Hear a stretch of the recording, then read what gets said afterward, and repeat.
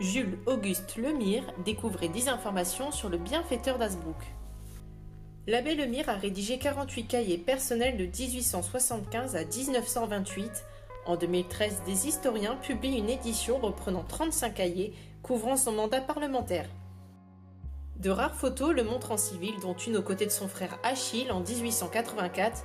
Lorsqu'il allait dans un pays protestant, l'abbé Lemire adoptait une tenue civile, mais il apparaissait en soutane à la Chambre des députés, aujourd'hui plus connue sous le nom d'Assemblée nationale. En 1893, l'abbé est victime d'un attentat à la Chambre des députés perpétré par l'anarchiste Auguste Vaillant. Il est atteint par un projectile à la tête et tombe sur son pupitre. L'abbé sera soigné sur place et cela ne l'empêchera pas de signer une demande de grâce pour son agresseur condamné à mort.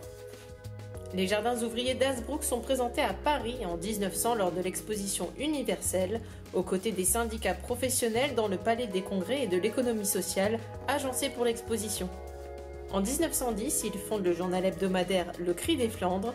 Pendant la guerre, celui-ci sera jeté au-dessus de l'île, alors en zone occupée, par les aviateurs français et anglais pour donner des nouvelles des réfugiés. L'abbé Lemire est suspendu par l'Église pour s'être présenté aux élections sans autorisation. À cette époque, en 1914, il ne peut plus dire de messe ni donner de sacrement. Lorsque les députés apprennent cette sanction, ils le nomment vice-président de la Chambre des députés. L'abbé Lemire reçoit la Légion d'honneur en 1917. Fils d'agriculteur, Jules Auguste Lemire est fait chevalier pour sa conduite pendant la guerre auprès des réfugiés et de la population hasbrouckoise. En 1924, il lance une régie des eaux communale. Le pompage dans la nappe phréatique d'Aire-sur-la-Lys rejoint ensuite les réservoirs de Morbec, puis les robinets des Hasbrouckois. Législateur infatigable, il proposera de nombreuses lois progressistes pour son époque.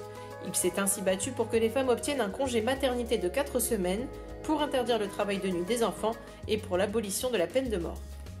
Une rose porte son nom dans les jardins de l'Élysée. Cette rose abbé Lemire est également visible à la roseraie de Monaco. Elle a été créée en 1996 pour célébrer le 100e anniversaire des jardins ouvriers.